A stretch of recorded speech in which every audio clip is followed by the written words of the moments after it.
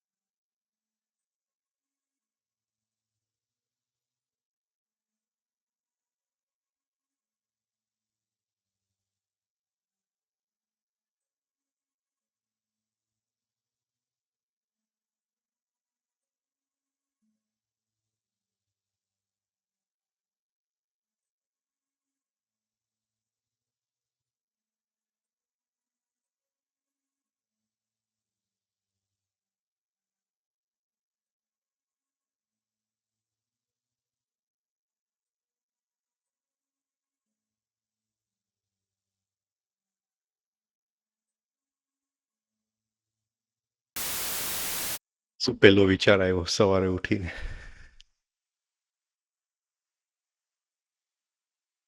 આજે ઠંડી બહુ છે. શું થયું? હા, અનપ્લેઝન્ટ એટલે શું થયું? એ અનપ્લેઝન્ટની માટે શું થયું? શું પહેલી વસ્તુ હોવું જોઈએ?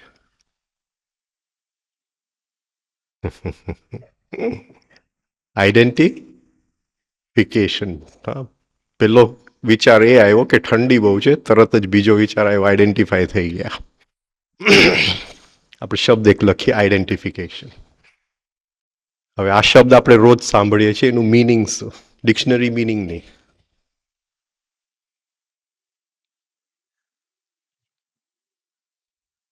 ડિક્શનરી મિનિંગ નહીં. શું એનો અર્થ થાય? આપણે રોજ સાંભળીએ આવે છે. તાદાત્મ્ય એ ડિક્શનરી મિનિંગ તમે કહી દીધું. હા, શેની સાથે? શેની સાથે? કઈ કઈ વસ્તુઓ સાથે આપણે ચોટીએ છીએ? કઈ કઈ વસ્તુ સાથે ચોટીએ છીએ? સાદી વાત કરીએ આજે, બધી શબ્દો લખીએ અને શબ્દોને બોલવા દઈએ આપણે. હા, શરીર મન નહીં. આપણે ફિલોસોફી નહીં કરીએ, આપણે રિયલ લાઈફની વાતો કરીએ. શરીર શું છે એ તો ખબર છે, ચલો આ શરીર છે. મન શું છે એ ખબર નથી. એટલે લેક્ચરમાં જે સાંભળેલું હોય એ નહીં, તમે તમારું બોલો. શેની સાથે આપણે ચોટી જાય છે? ટેન્શન સેડ્યુસ થઈ જાય છે, એ ચોટી જાય છે, પણ કયા કારણસર? પહેલી વસ્તુ બહુ ઇઝી છે, સાવ ઇઝી. આપણા નામ સાથે. પહેલી વસ્તુ આપણા નામ સાથે. આપણું નામ કોઈ લે તો આપણા કાન તરત ઊંચા થઈ જાય. એટલે કેની સાથે આપણે ચોટેલા છે? આમ પૂછી જોજો અંદર, કાન આપણા ઊંચા થાય છે કે નથી થતા? તો આપણે નામ સાથે ચોટેલા છે, આઈડેન્ટિફાઈડ. શું તમે કીધું? તાદાત્મ્યતા, એકરૂપતા નામ સાથે. ઓકે, હવે એ નામ જે કરે છે, જે કરે છે એ નામ, એ નામ જે રોલ લે છે લાઈફમાં, એની સાથે આપણે ચોટીએ છીએ કે નહીં?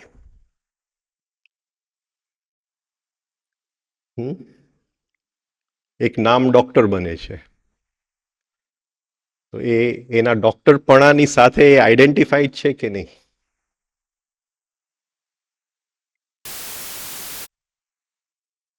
આજે જો એને એક સારો કેસ સાજો કર્યો તો એને અંદરથી મન થશે કે 5 જણાને હું વાત કરું કે નહીં? શું કહેવા માંગે છે?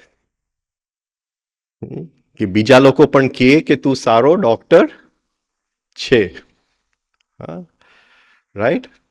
એટલે નામ સાથે આઈડેન્ટિફિકેશન. સી, આ બોલવાની વાતો નથી, આપણે સેન્સ થાય છે આ બધું અંદર, આની સંવેદના ઉતરે છે તો આગળ કંઈક થઈ શકે. ખાલી બસ આ સાંભળી લીધું તો કંઈ એનો અર્થ નથી. તો જે રોલ હું લઉં છું જીવનની અંદર, જે મારો રોલ છે, જે નાટકનો હું પાત્ર ભજવું છું, હા, એની સાથે આઈડેન્ટિફાઈડ છે. હવે તમે વિચાર કરો કે કોઈક નાટકનો પાત્ર છે, એ રાજા બની ગયો છે, પણ રાજા નાટકમાં તો છે, પણ ઘરમાં આવે તો ત્યાં એ નાટક છૂટતું નથી.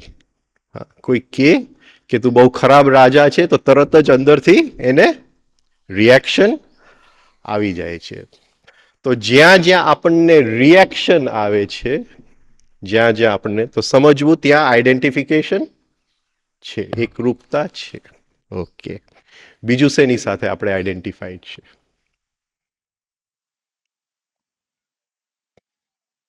નામની સાથે. પછી નામની સાથે શું જોડેલું છે? શરીર. પછી હા, ઇમેજ તો પછી આવશે. નામની સાથે નામ કોણ આપે છે આપણને? નામ ઈગો આપે છે કે મધર ફાધર આપે છે? હા, નામ. હા, ફેમિલી સાથે. હા, નામ. નામ બે હોય છે, આપણું નામ પ્લસ ફેમિલીનું નામ. હા, રાઈટ. એટલે આપણે કોની સાથે આઈડેન્ટિફાઈડ છીએ? આપણા ફેમિલી સાથે. બે માને વિચાર જોઈ લેજો કે બે પોતાના છોકરાઓની વાત કરતા હોય ત્યારે આઈડેન્ટિફાઈડ છે કે નથી? હા, બે માં પોતાના છોકરાઓની વાત કરતા હોય તો એક સાઈડ જ જોઈએ છે, બીજી સાઈડ જોઈ શકે છે માં? બીજી સાઈડ. એવી રીતે આપણે પણ આપણી જે જાત છે, જેને માઇન્ડ આપણે કહીએ છીએ, એનો આટલો જ ભાગ જોઈ શકીએ છીએ. બાકી શું છે એ જોઈ નથી શકતા અને જોવા માંગતા નથી. ગમે તે કારણ ઊભું કરશું, એને જોવા નથી માંગતા. અને સાધના એક જ છે કે એ જે માઇન્ડ આપણું આપણે જોઈ નથી શકતા એ આપણી સામે ખુલી જાય, અને એ વ્યવહાર વગર ખુલી નહીં શકે. નાનોમાં નાનો વિચાર આવે છે એ કરી જાય છે. નાનામાં નાનો વિચાર. જસ્ટ વિચાર કરો, આપણે શાંતિથી બેઠા છીએ, મજા કરીએ છીએ, ટીવી જોઈએ છીએ, બધું સરસ છે. ત્યાં જસ્ટ એક ફોન આવી જાય કે ભાઈ આ વ્યક્તિ ટાઈમસર આવ્યું નથી, એને કામ બગાડી નાખ્યું. તો આપણો મૂડ, હા, તો એક બહારથી કંઈક આવ્યું એની સાથે આપણે આઈડેન્ટિફાઈડ થઈ ગયા. હર ક્ષણે અત્યારે પણ આપણે બેઠા છીએ, ક્યાંક ને ક્યાંક આપણે આઈડેન્ટિફાઈડ છીએ, ક્યાંક ને ક્યાંક એકરૂપતા છે. કોઈક વિચાર સાથે, કોઈક ભાવ સાથે. ખૂબ ગહેરાઈમાં વસ્તુ છે, ખૂબ ગહેરાઈની અંદર છે. અચ્છા, હવે એનાથી ઘેરું કયું આઈડેન્ટિફિકેશન છે? એનાથી ઘેરું, હું આ લેક્ચર આપું તો મને શું થાય? કે આ લેક્ચર સારું હોવું જોઈએ કે ખરાબ હોવું જોઈએ? રાઈટ. મારો દીકરો એક્ઝામમાં ઉતરે તો મને શું થાય? કે એ સારું થવું જોઈએ કે ખરાબ થવું જોઈએ? સારું થવું જોઈએ. હા, હું કહું આની સાથે મારે લગ્ન કરવા છે તો લગ્ન જીવન કેવું જવું જોઈએ?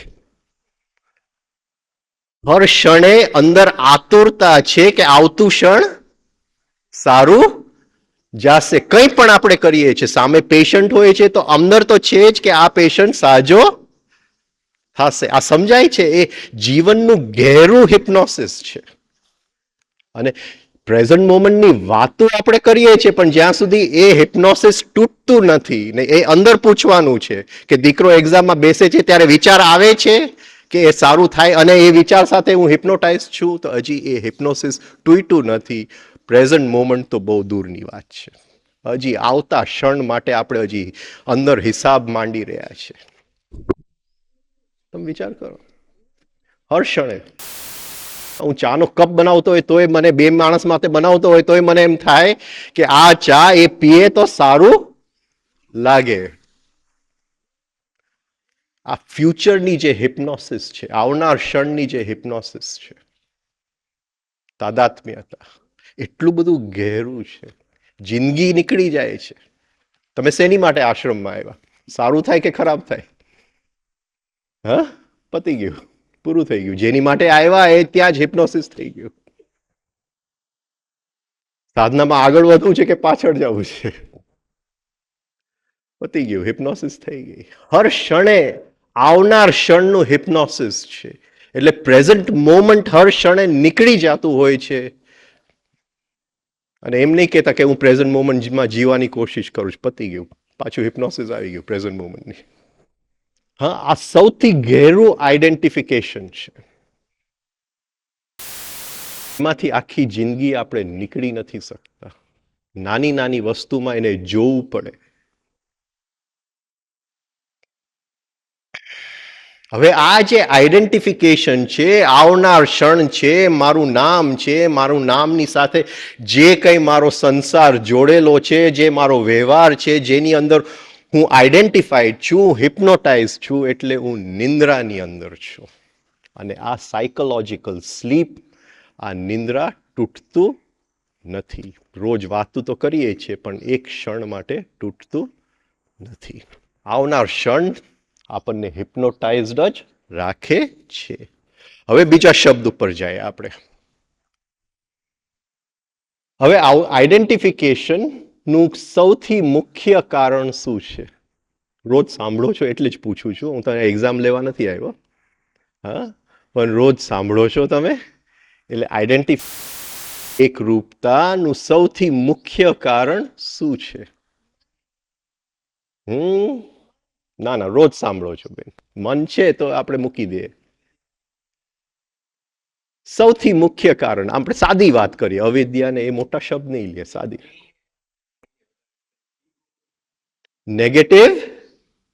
Negative emotions. નેગેટિવ ઇમોશન્સ એક સૌથી અગત્યની વસ્તુ છે જે હર ક્ષણે આપણને આઈડેન્ટિફાઈડ રાખે છે. Every moment we are identified because of negative emotions.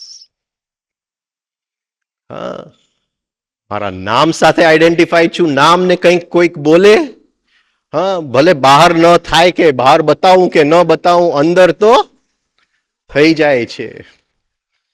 હા, માણસ મારી સાથે આવે તો ધર્મની સાથે આઈડેન્ટિફાઈડ છું, તો તરત અંદર થાય કે એ આ ધર્મનો છે, હું આ ધર્મનો છું. આ સમજાય છે હું શું કહેવા માંગુ છું? Negative emotions, reaction. શું કામ એને નેગેટિવ કહેવામાં આવે છે?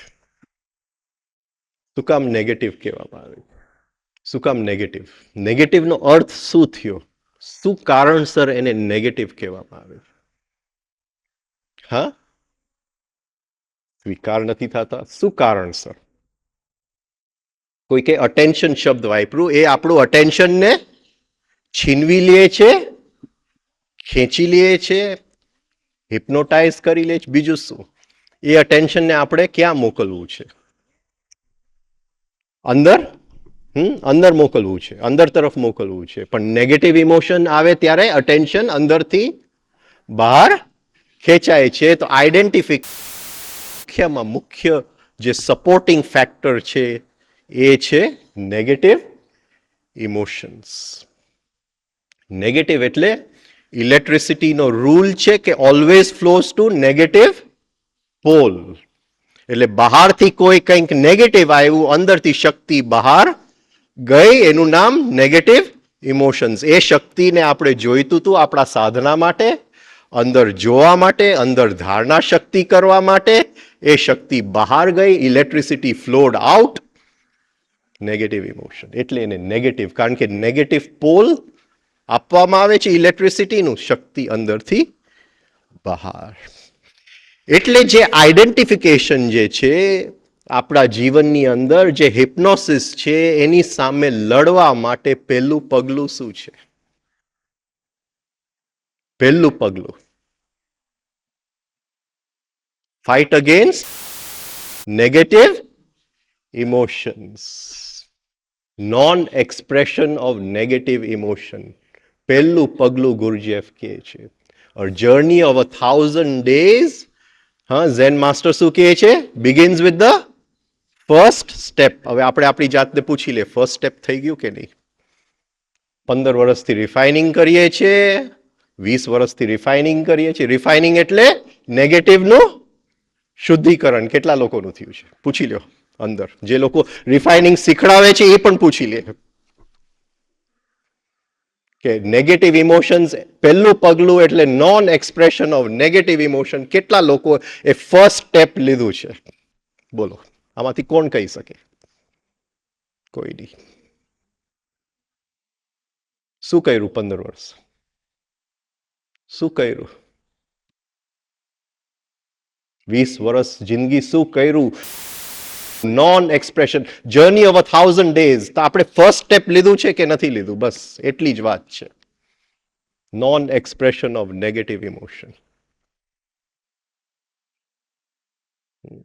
મેડિટેશન કરીએ, રિફાઇનિંગ કરીએ, 3 સ્ટેપ કરીએ, આટલા વર્ષોથી કરીએ, પહેલું પગલું મંડાયું કે નથી મંડાયું એ વાત છે.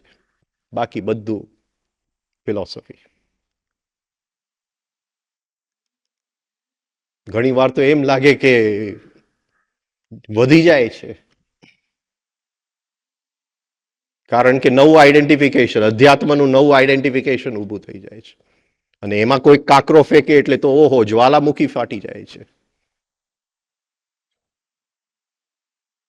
આધ્યાત્મિકતાનો ચહેરો આવી જાય છે, મેડિટેશનનો ચહેરો આવી જાય છે. કંઈક કોઈ કે ઓરેન્જ કપડાં પહેરી લીધા અને માળા પહેરી લીધા, નવી આઈડેન્ટિફિકેશન, નવી નામનું. અને ત્યાં કોઈક એના ગુરુને કંઈક કહે ત્યાં તો ઓહો રો હા ફાટી નીકળે છે બધી બાજુ, જ્વાલામુખી. Identification, non expression of negative emotions પહેલું પગલું છે. The first step. Nobody has walk the first step. એક જણો પણ નહીં. અને journey of 1000 miles begins with the first step. હજી 1000 માઇલ્સ તો બાકી છે. હવે નેગેટિવ ઇમોશન્સ એટલે શું? કઈ જાતના નેગેટિવ ઇમોશન્સ હોય? આપણે આજે શબ્દોને બોલવા દઈએ, એક એક શબ્દ. હા, શું શું આપણને કહે છે આપણે લખી નાખીએ. Second, negative emotions. Identification, negative emotions.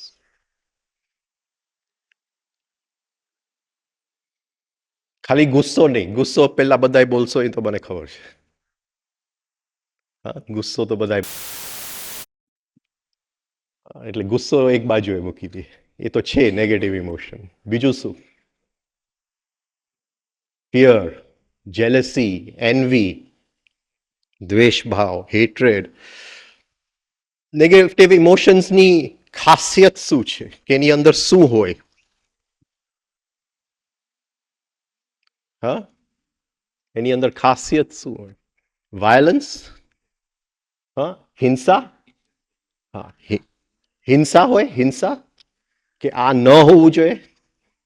એક જાતની હિંસા. બધા હિંસા, હા, બધા યુદ્ધ નેગેટિવ ઇમોશન્સ માંથી નીકળે છે. હવે એ નેગેટિવ ઇમોશન્સ આપણે ન એક્સપ્રેસ કરીએ તો શું ચાલુ થાય છે આપણા જીવનમાં? શું આપણને મળે છે?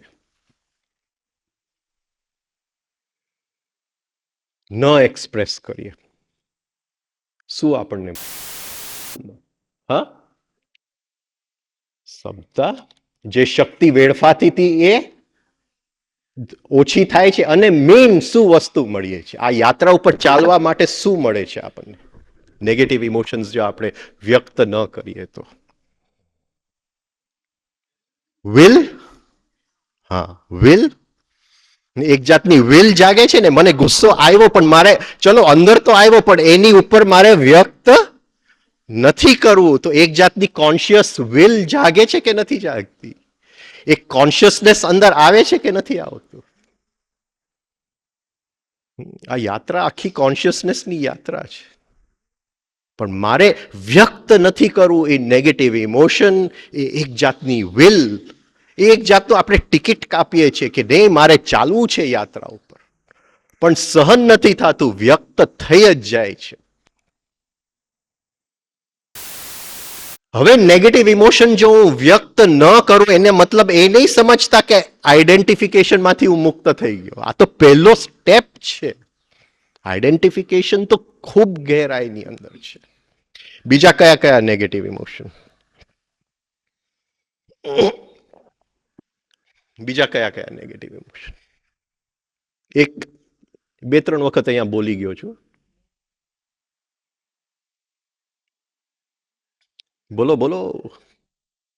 હા, નહીં નહીં, આપણે એવું નેગેટિવ ઇમોશન જે તાવડિયાજી કહે છે કે ઘણીવાર અટેચમેન્ટ સેન્ટર ડિટેચમેન્ટ સેન્ટરનો ચાદર ઓઢીને આવે. જે વૈરાગ્યનું કેન્દ્ર આપણી અંદર છે એ આસક્તિનો કેન્દ્રનો ચાદર ઓઢીને આવે. જેમ આપણે અત્યારે કથામાં બધા સામે રામ રામની ચાદર ઓઢીને બેઠા હોય. હા, તો હા, પાયસ ઈગો જે હું શોધું છું, હું એક શોધું છું. થોડો વખત પહેલા 3 દિવસ એક મિત્રને ત્યાં રહેવાનું થયું, બહુ જૂનો મિત્ર. તો અમે એક્સચેન્જ ઓફ નોટ્સ કરતા હતા કે તમે શું કરો છો, હું શું કરું છું, આપણે શું કરીએ બધી. તો એ કે હમણાં ગુરુ છે ને જુદી જુદી નેગેટિવ ઇમોશન્સ ઉપર વર્ક કરવાનું કહે છે. એટલે એમના ગુરુ જે કહે છે. તો એમાં એ કે one of the negative emotions જેની ઉપર એક ખાસ ધ્યાન આપે છે એ છે લાફ્ટર, હસવું. હવે એ નેગેટિવ ઇમોશન કઈ રીતે બને, સમજાવો મને.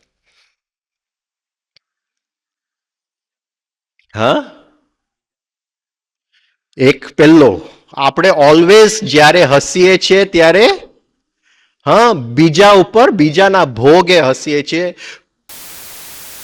પ્રસંગ બની ગયો છે એના ભોગે હસીએ છીએ. એ પહેલું બહુ પરફેક્ટ વાત કીધી કે always whenever we laugh, હા, it is always at the expense of somebody else, expense of some situation. બરાબર છે. હા, એ નેગેટિવ ઇમોશન લાફ્ટર છે એ તો બહુ ખતરનાક વાત છે. એટલે જરા આગળ જાય એની અંદર, આગળ જાય નેગેટિવ ઇમોશન. બોલો બીજું શું? નહીં નહીં, નિંદા નહીં. નિંદા તો આ હું લાફ્ટરની વાત કરું છું. લાફ્ટર, લાફ્ટરની વાત કરું.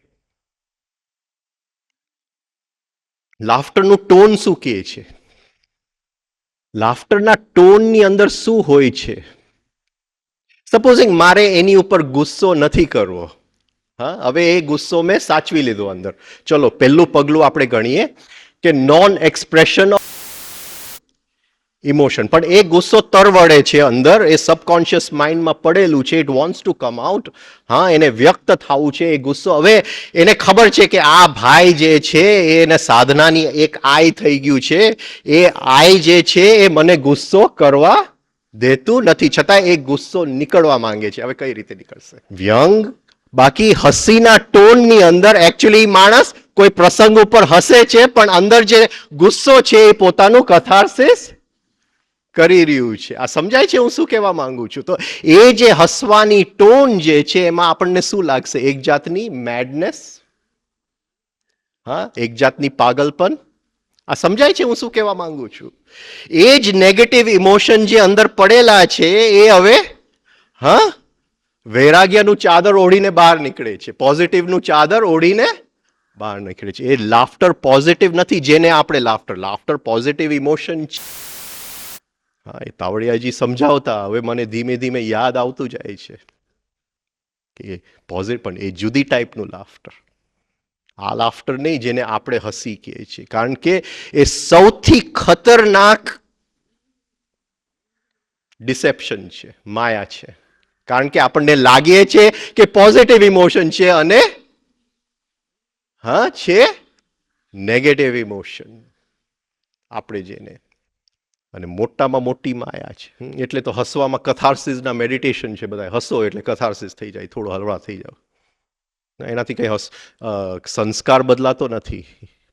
આખી જિંદગી મેડિટેશન કરો તો થોડા હળવા થઈ જાય. તો જ્યારે આપણે હસીએ છીએ ત્યારે કયા કારણસર હસીએ છીએ? જો અંદર જોઈ શકીએ તો આપણને ખ્યાલ આવશે કે એ જ ગુસ્સો, એ જ જેલસી, એ જ દ્વેષ ભાવ, એ જ હિંસાનો ભાવ ચાદર ઓઢી અને બહાર વ્યક્ત થાય છે. એક ભજન છે અહીંયા બહુ ગવાય છે. મને બહુ ભજનનો શોખ નથી, છતાંય जब दुनिया ये हंसती है मन चुप के रोता है, कोई तो ऐसा साथी होता हाल पूछता दिल का सुलझाना कितना चाहा. હા, જે સેલ્ફ ઓબ્ઝર્વેશનમાંથી નીકળતા જે ગીતો છે, જે ભજનો છે, એને બેવ સાથે દેખાય છે. એને ખ્યાલ આવે છે કે આ બહાર જે હું હસું છું એ અંદર હું રડું છું એટલે હું બહાર હસું છું. આને વિવેક શક્તિ કહેવાય. જ્યારે બેવ દેખાય છે, જે હું આ પ્રેમ બતાવું છું અંદર કયો દ્વેષ ભાવ છે જેની લીધે હું આ પ્રેમ બતાવું છું, આપણને દેખાતું જ નથી. આપણે તો એ હસવામાં એટલા હિપ્નોટાઇઝ થઈ ગયા હોય છે કે આ બેવ સાથે જ્યારે દેખાય, પેન્ડ્યુલમના બેવ છેડા દેખાય ત્યારે સેલ્ફ ઓબ્ઝર્વેશનની શરૂઆત થઈ છે. આ બેવ સાથે દેખાય. અંદર પૂછીએ આપણે કે આ દેખાય છે મને? હું જ્યારે હસું છું તો એ કયું અંદરનું રોદન ભાવ, કયો અંદરનું શું કહેવાય, જે અંદરની મારી બધી મનની બધો કચરો હું બહાર ફેંકી રહ્યો છું, એ બેવ સાથે દેખાય છે. તો સેલ્ફ ઓબ્ઝર્વેશન છે. હા, અંદર થાય કે કોઈક આપણી હાલ પૂછે, એને થાય. જ્યાં અંદર એ ખ્યાલ આવે, પણ ત્યાં તો સ્થિરતા સિવાય કોઈ હાલ પૂછ. Self observation. તો એ નેગેટિવ ઇમોશન જેને આપણે હાસ્ય કહીએ છીએ, એ ઘેરામાં ઘેરું નેગેટિવ ઇમોશન છે. જે આપણે હસતા હોય છે હંમેશા બીજા ઉપર, હંમેશા કોઈ પ્રસંગ ઉપર.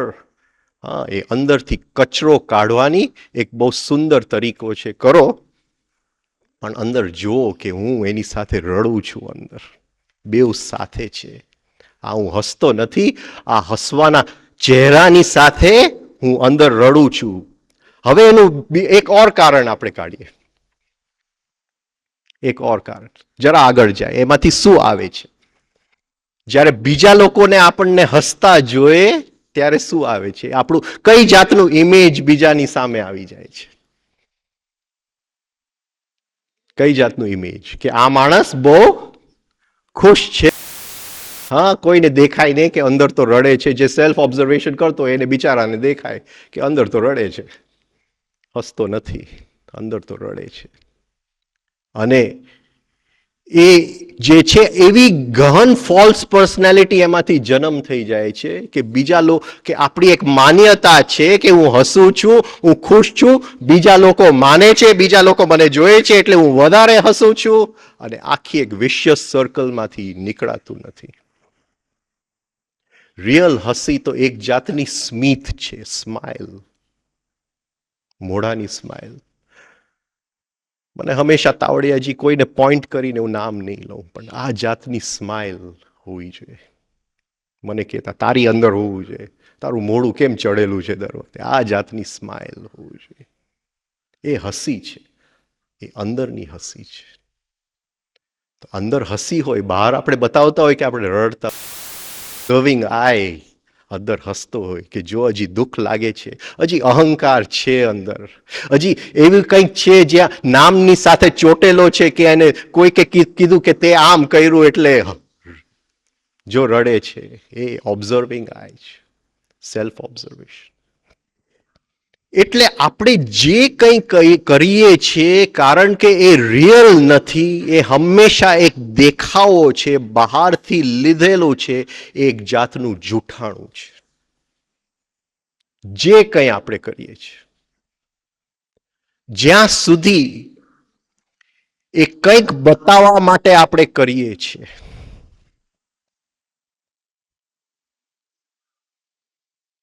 આપણું નામ સારું થાય એની માટે કરીએ છીએ, લોકો આપણા સારા વિચાર કરે એની માટે આપણે કરીએ છીએ, એ બધું ફોલ્સ પર્સનાલિટી માંથી આવે છે.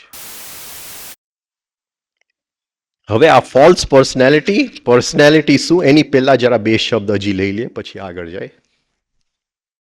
થોડા દિવસ પહેલા લેક્ચરમાં બે શબ્દ આવેલા, ફીલિંગ અને સેન્સિટિવિટી. લખી લ્યો જરા.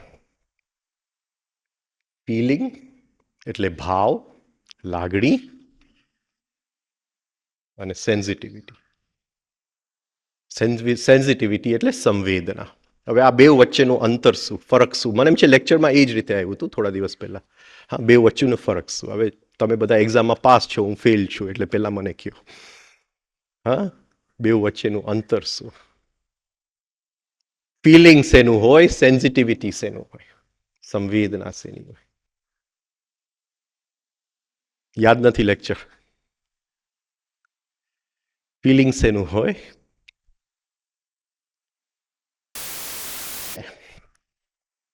હા, હૃદયનું. ફિલિંગ સેન્સિટિવિટી શેની હોય? ઇન્દ્રિયોની શક્તિ સેન્સિટિવિટી. ચલો, પણ ઇન્દ્રિયોમાંથી શું આવે છે? શું આવે છે? તાવડિયાજી શું કહે છે? ગુરુજેફ શું કહે છે? Impression, food. હા, ઇનકમિંગ ઇમ્પલ્સ. ઇન્દ્રિયોમાંથી શું આવે છે? એટલે શેની સેન્સિટિવિટી હોવી જોઈએ? જો ઇન્દ્રિયોની શક્તિ સેન્સિટિવિટી છે, સંવેદનાની શક્તિ, તો શેની સંવેદના હોવી જોઈએ? ઇનકમિંગ ઇમ્પલ્સ, એની સંવેદના હોવી જોઈએ. ઓફકોર્સ તાવડિયાજી અહીંથી થોડા આગળ જાય છે. એ કહે છે કે એની સંવેદના નથી, એની ઉત્તેજના છે. સેન્સિટિવનેસ. એક શબ્દ વધારે લખી નાખીએ, ચલો એ પણ આપણે કરીએ આજે.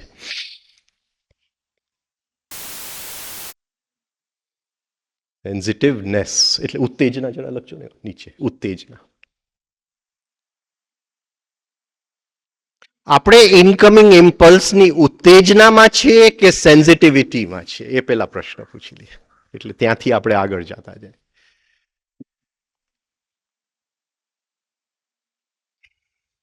શેમાં છીએ? સેન્સિટિવિટી કે સેન્સિટિવનેસ? જો ઇનકમિંગ ઇમ્પલ્સ થી મને દુઃખ પહોંચ્યું તો શું હશે? હા, સેન્સિટિવનેસ, ઉત્તેજના થઈ ગઈ, એક્સાઇટ થઈ ગયો. હા, મને કંઈ કોઈ પણ ઇનકમિંગ ઇમ્પલ્સ થી મને દુઃખ પહોંચ્યું તો હું એક્સાઇટ થઈ ગયો. એનો મતલબ એ કે નહીં કે દુઃખ ન પહોંચવું જોઈએ. હા, દુઃખ આપણને હિપ્નોટાઇઝ ન કરીએ તો તરત જ આપણે સેન્સિટિવનેસ માંથી ક્યાં જઈએ? સેન્સિટિવિટી, વેદનામાં જાય. પણ બહુ અઘરું છે, કારણ કે સેન્સિટિવનેસની સાથે આખી મેમરી પડેલી છે, આખી સ્મૃતિ પડેલી છે. હું કંઈ કરી નથી શકતો, હું સુથાર છું એટલે ઝાડ જોઉં છું એટલે લાકડા જ દેખાય છે, ઝાડની બ્યુટી નથી દેખાતી મને. હા, એટલે સેન્સિટિવિટી નથી, સેન્સિટિવનેસ જ હોય. કારણ કે જ્યાં સુધી એ સ્મૃતિમાંથી હું કટ ઓફ નથી કરી શકતો ત્યાં સુધી સેન્સિટિવનેસ જ હોય, ઉત્તેજના જ હોય. તો આપણે ગણીએ કે એ ઉત્તેજનાનો મને ખ્યાલ આવ્યો, ઓબ્ઝર્વેશનમાં આવ્યું કે એનાથી હું ઉત્તેજિત થઈ ગયો, એટલે તરત જ મેં સ્વિચ કર્યું અને ઇનકમિંગ ઇમ્પલ્સ જે બહારથી 5 ઇન્દ્રિયોમાંથી અંદર આવે છે એની સંવેદના લેવાની કોશિશ કરી. હવે એને મને ગાળ આપી, એ ગાળનું દુઃખ થયું તો ઉત્તેજના થઈ ગયું. તરત જ હવે સ્વિચ ઓફ કરું અને સંવેદના હું બે વસ્તુનું લઈ શકું છું. શું શું લઈ શકું છું? દુઃખની અને બીજું, જો મારે બહાર સંવેદના લેવી હોય તો એ ગાળમાં એનો ટોન શું હતું, હા, એ શું કહેવા માંગતો હતો એ ગાળની અંદર, કે એની અંદર ચિત્તની સ્થિતિ શું છે. હા, એ ગાળની અંદર એ ગાળ મને કઈ નથી કહેતું. એને ભલે મારું નામ લઈને મને ગાળ આપ્યું, એ ગાળ કોણ, એમાં કોણ ઉઘાડું પડે છે? હું ઉઘાડો પડું છું કે એ ઉઘાડો પડે છે? એ ઉઘાડો પડે છે, જે ગાળ આપવા વાળો ઉઘાડો. હું કોઈકનું નેગેટિવ બોલું તો હું ઉઘાડો પડી જાઉં છું. હવે એનું ચિત્ત એક ક્ષણ માટે ઉઘાડું તો એની પણ હું સંવેદના લઈ શકું, અને અંદર જે મને દુઃખ થયું એની પણ હું સંવેદના લઈ શકું. અત્યારે આપણને શું થાય છે? કોઈ ગાળ આપે તો ગાળની સેન્સિટિવિટી નથી, ઉત્તેજ મને ગાળ આપ્યું અને દુઃખનું ફિલિંગ છે, દુઃખનું ફિલિંગ છે. દુઃખનું ફિલિંગ છે. એટલે ગાળની સેન્સિટિવિટી છે અને દુઃખની ફિલિંગ છે. આ બે વસ્તુ પકડાય છે.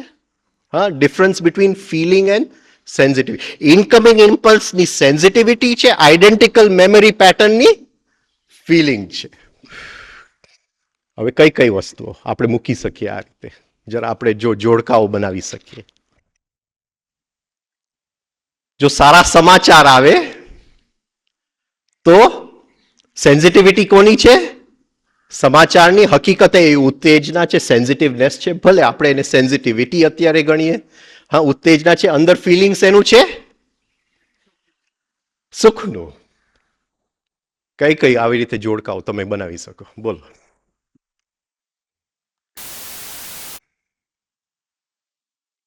Like, dislike, pleasure, pain, happiness, unhappiness. હા, આ બધા જોડકાઓ છે. હા, ઇનકમિંગ ઇમ્પલ્સ અને અંદરનું ફિલિંગ. ઇનકમિંગ ઇમ્પલ્સ અને અંદરનું ફિલિંગ. અચ્છા, હવે એ કહે છે કે સંવેદના ઇનકમિંગ ઇમ્પલ્સ નું એ થાય અને સંવેદના અંદરના ફિલિંગ નું થાય. તો અંદરના ફિલિંગ નું સંવેદના થાય જો એની સેન્સિટિવિટી, તો ફિલિંગ ક્યાં જાય? ફિલિંગ ક્યાં જાય? શું થશે? શું થશે? જો સેલ્ફ ઓબ્ઝર્વેશન કર્યું હશે તો આનો પ્રશ્નનો જવાબ તરત જ આવી જશે. એટલે હું કહું છું, શું થશે? તેનયોઃ ઉભયોઃ મધ્યે રથમ સ્થાપ્યમ અચ્યુત. હે અચ્યુત, મારો રથ બંને સે. હા, અર્જુન કૃષ્ણને કહે છે. બરાબર છે. હવે શું અર્જુન કહેવા માંગે છે? કે બહારથી ઉત્તેજના આવ્યું. હા, બહારથી ઉત્તેજના આવ્યું. હવે એની સંવેદના લીધી, અંદરનું ફિલિંગ થયું અને એ સંવેદના હવે હું અંદર લઈ ગયો. એટલે જે જ્યાં ફિલિંગ હતું ત્યાં શું લઈ ગયો? સંવેદના. તો ફિલિંગ ક્યાં ગયું? ઇન્દ્રિયો તો ગયા, છૂટી ગયા. હવે ફિલિંગ ક્યાં ગયું? ઇન્દ્રિયોની પાર આપણે ગયા. હા હા હા, જરા એક ડગલું આગળ નીકળી ગયા તમે. નહીં નહીં, તમે 100% સાચા, સાક્ષી ભાવ. પણ ઇટ્સ નોટ, હજી એ અનુભૂતિની વાત નથી. અત્યારે અનુભૂતિ શેની થાય છે?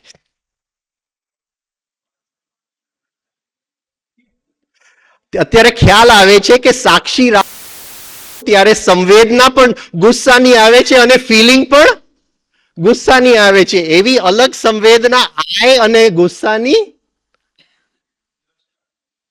નથી થતી. નથી થતી. સાહેબ, બહુ લેક્ચર સાંભળો છો તમે. બહુ લેક્ચર સાંભળો છો. શબ્દો નહીં ભરો અંદર, શબ્દો જીવો. જીવો. ત્યાં સુધી જીવશો નહીં, કંઈ નહીં થાય. આ હર ક્ષણે આ જીવવું પડે. એ જેવું એ ખ્યાલ આવે છે કે પેલા અંદર ફિલિંગ ગુસ્સાનું હતું, બહારથી એને ગાળ આપ્યું, ગાળની સંવેદના હતી.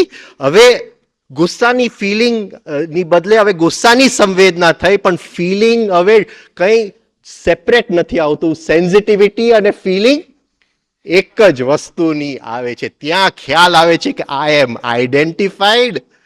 આ પહેલી વખત આપણે અંદર ખ્યાલ આવે છે કે અરે, હું તાદાત્મ્ય. ફિલિંગ અલગ નથી આવતું. આ સમજાય છે હું શું કહેવા માંગુ છું? કેમ સેપરેટ ફિલિંગ નથી આવતું? આ જો અંદર થયું હોય, આ મોટી ક્રાંતિ છે અંદર.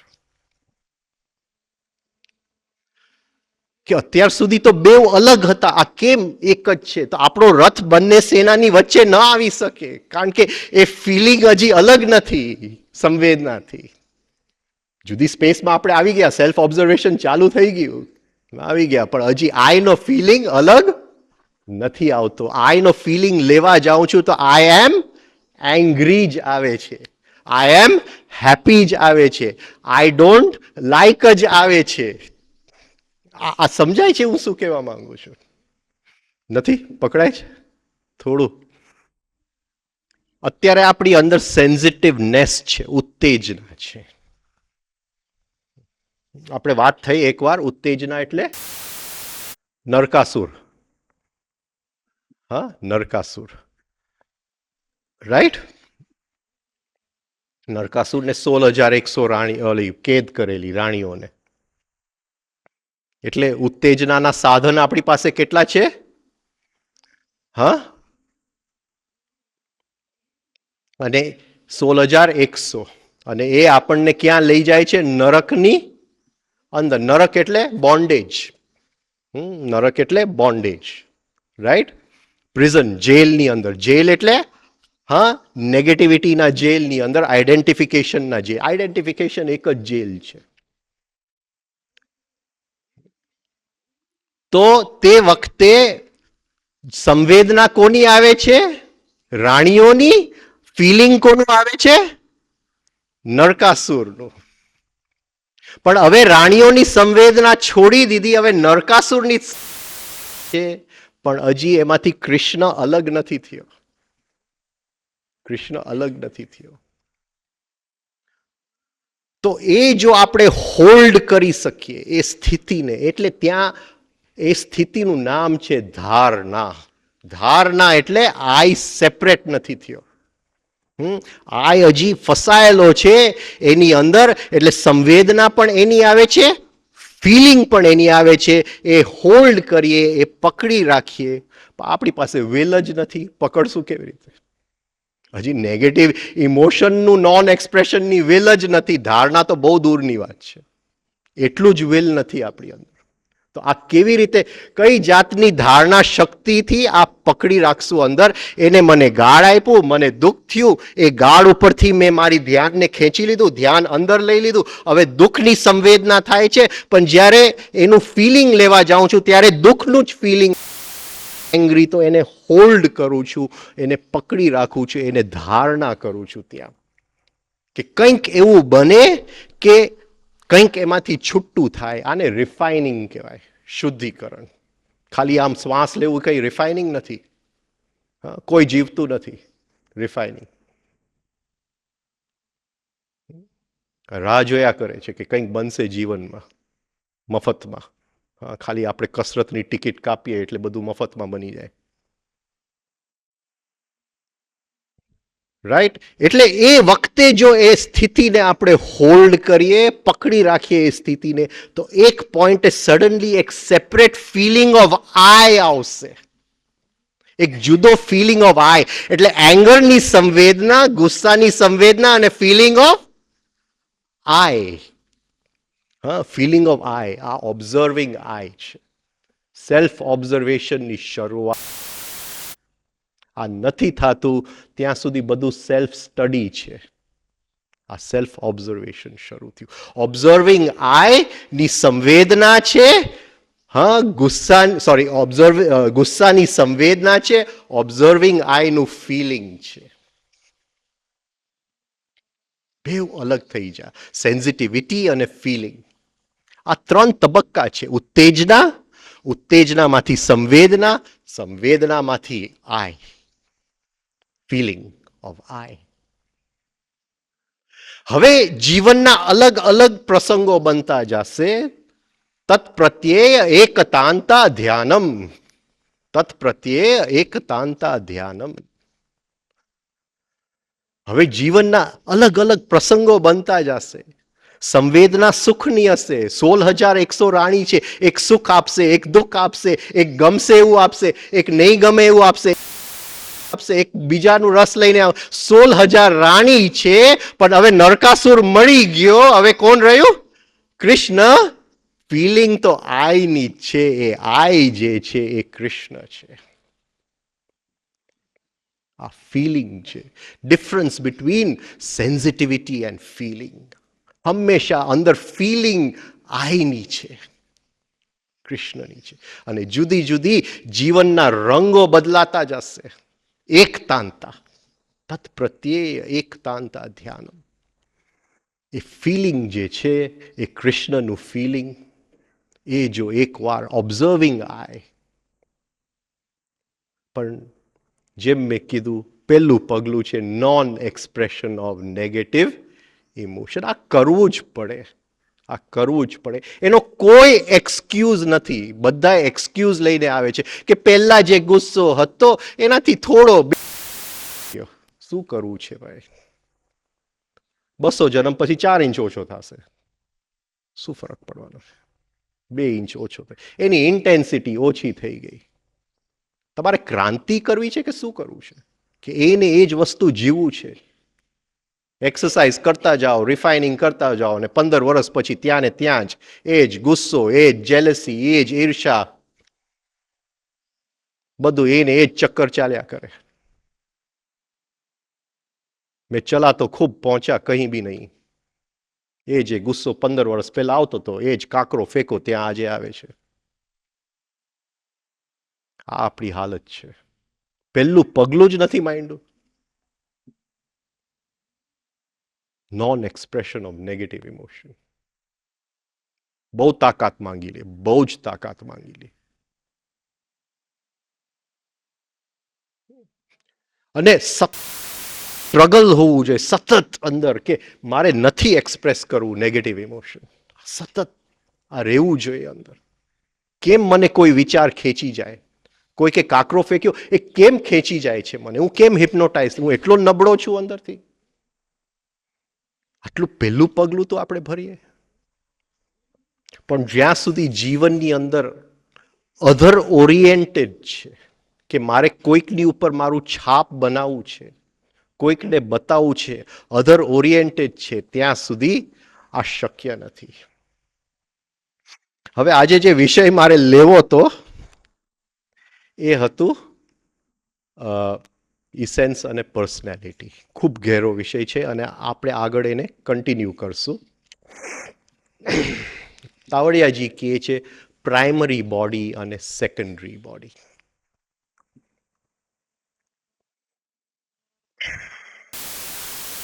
હવે તાવડિયાજી એમ કહે છે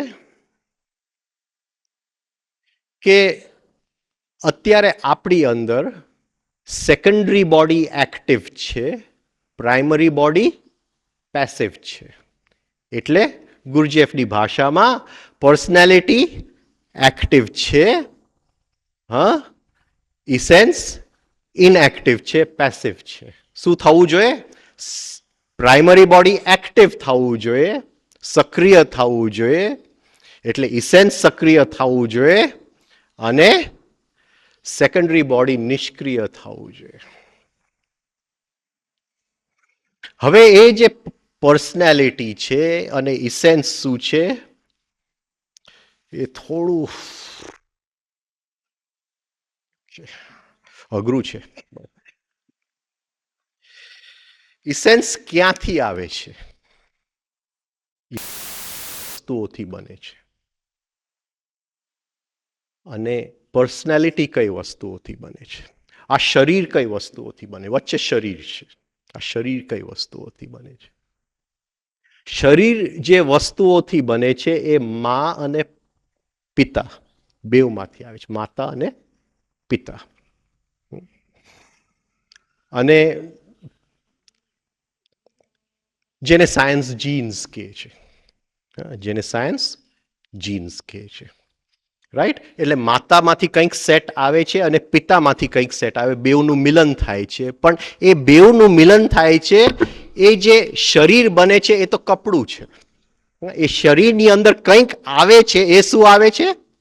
એ પ્રાઇમરી બોડી અથવા ઇસેન્સ. અને એ ઇસેન્સ જે બને છે એ ગ્રહોમાંથી બને છે. અને એ ઇસેન્સમાં એ જીવનો પ્રકાશ આવે છે. એટલે એ જીવનો પ્રકાશ જે જગ્યાએ છે, જે મટીરિયલની અંદર બંધાયેલો છે, એને આપણે ત્યાં સંસ્કાર કહેવામાં આવ્યું, એ આપણું ઇસેન્સ છે. એ સંસ્કાર જે કોચડું છે, હું દોરતો નથી આ વખતે, નેક્સ્ટ ટાઈમ આવતા રવિવારે બધું દોરીને મૂકી દઈશ. એની ઉપર પર્સનાલિટી બને છે. અને પર્સનાલિટીમાંથી શું બને છે? False personality. આપણે ત્રણ દોરી દો. Essence, personality, false personality. ખાલી 3 સર્કલ. ઇસેન્સ, વચ્ચે પર્સનાલિટી, ના વચ્ચે બીજું પર્સનાલિટી.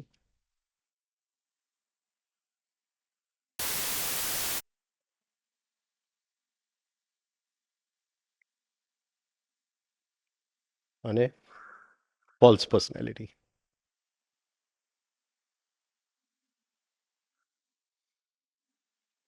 બહુ ઘેરી વસ્તુ છે, ખૂબ ઘેરું.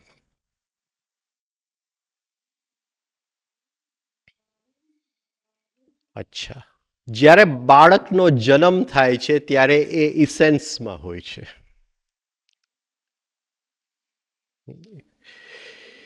એટલે બાળકને ખબર નથી કે આ તો આ ચશ્મા રાજનભાઈના છે, એને એમ લાગે છે કે મારા જ છે, હું લઈ લઉં.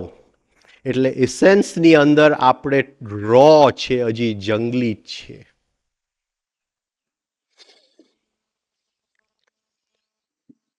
એ બાળકને ખ્યાલ નથી કે આ મારી બેન છે, આ મારો ભાઈ છે, આ મારી માં છે. એટલું એને પહેલા, એટલે બહારથી એ જે એસેન્સ લઈને આવ્યો છે, એ જે અંદર રો વસ્તુ, જે રો ને શું કહેશું ગુજરાતીમાં? હા, કાચું, જે કાચો માલ લઈને આવ્યો છે અંદર. હા, એક કાચા માળ ઉપર એક હવે પડ બનતું જાય છે કે આ મારી માં કહેવાય, આ મારા પિતા કહેવાય, આ મારા ભાઈ બહેન કહેવાય. હવે કાચો જે માળ હતો, કાચા માળમાં એને દેખાતું નથી કે આને બેન કહેવાય, ને એ આપણી અંદર પડેલું જ છે એસેન્સ. તમે સમજો છો હું શું કહેવા માંગુ છું? હા, એક સિંહ છે, એને ખબર નથી કે આ મારી દીકરી છે. એ તો જ્યારે સેક્સનું સિઝન આવે છે ત્યારે જે એને કરવાનું હોય છે કરી લે છે. આપણા એસેન્સની અંદર એ પડેલું છે, એ લઈને આપણે જન્મ્યા છે. હા, તો એ બાળકને કંઈ પણ ભાન નથી કે હું છું, પણ એ જીવે છે પોતાના એસેન્સમાંથી. અને એ એસેન્સ હર જગ્યાએ વ્યક્ત થવા માંગે છે, આપણે એને ઢાંકી દઈએ છીએ.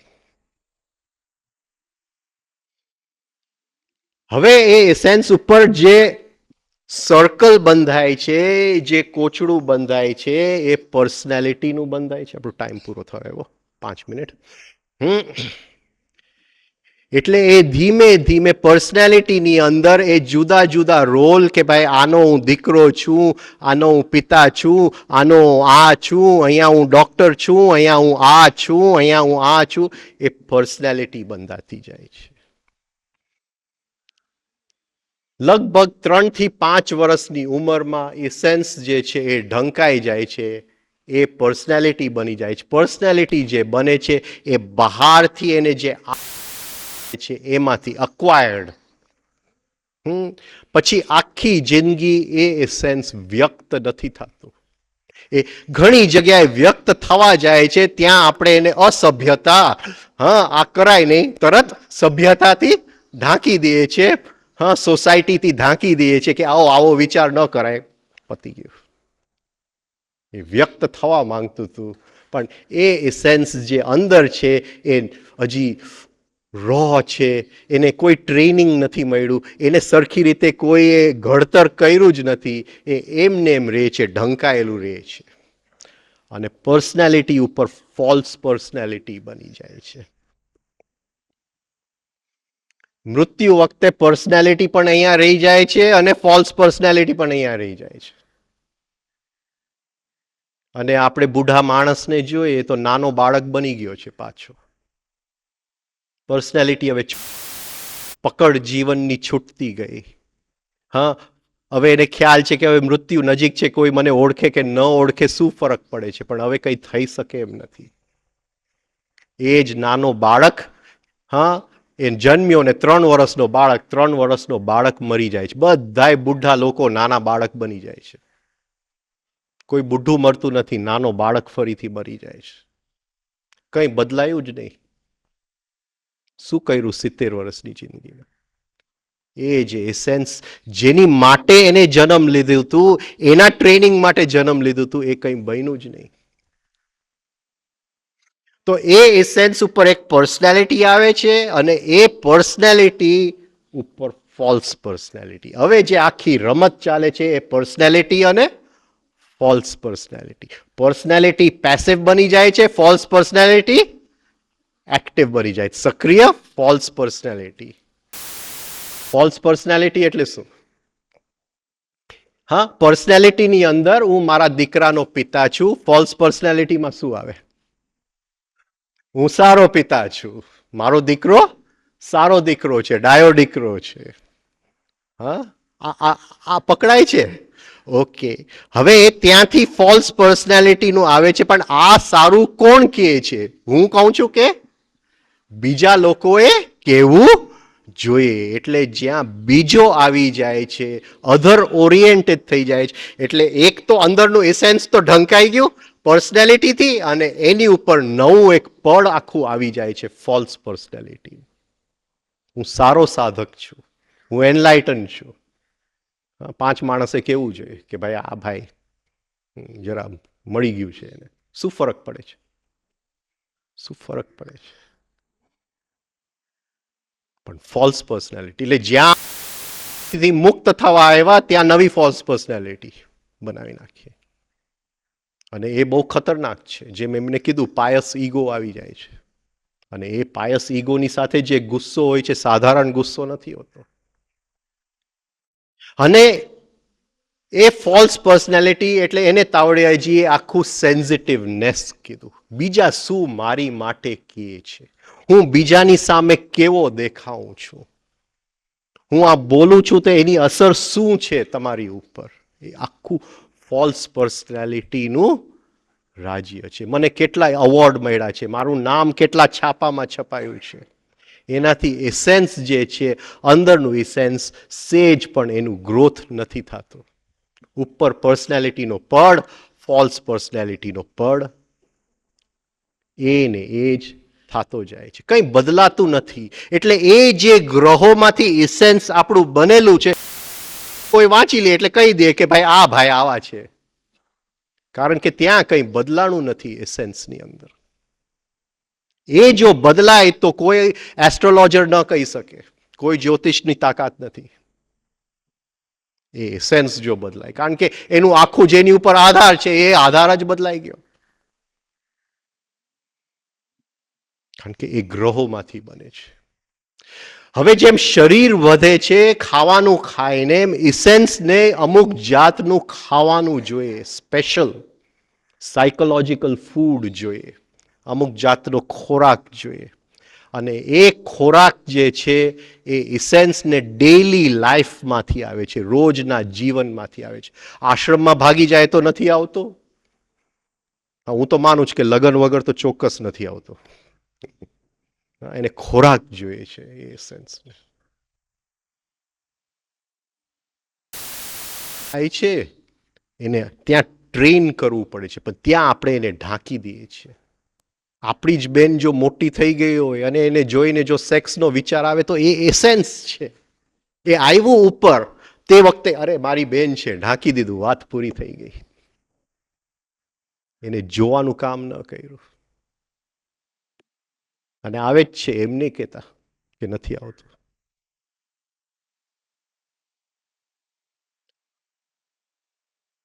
આ એસેન્સ છે, આપણું એસેન્સ જંગલી છે અંદર. એ સેન્સ આવ્યું છે દુનિયાની અંદર એને કંઈક શીખવા માટે. પર્સનાલિટીમાંથી સારી વસ્તુ એસેન્સને આપણે આપી દઈએ, આખી એની ટેકનિક છે. હા, એ આવતા વખતે લેશું. એસેન્સ અને પર્સનાલિટીમાં જરા આગળ જશું. હા, શું આ બે વસ્તુઓ છે, કઈ રીતે આપણે કામ કરવું એની ઉપર. ફરીથી કોઈને કંઈ દુઃખ થયું હોય તો દુઃખ પહોંચાડવાનું મારો વસ્તુ નથી. આપણું છે. હા, 15 વર્ષ તો થઈ ગયા, બીજા 15 વર્ષ ક્યારે પૂરા થશે ખબર નથી, પણ બહુ જલ્દી પૂરા થઈ જવાના છે એ તો ખબર છે. અને જો 15 વર્ષમાં કંઈ બદલાણું ન હોય તો મને બહુ જરા ડાઉટ છે કે હજી કંઈક બદલાશે. છતાંય આશા છે. હા, થેન્ક યુ.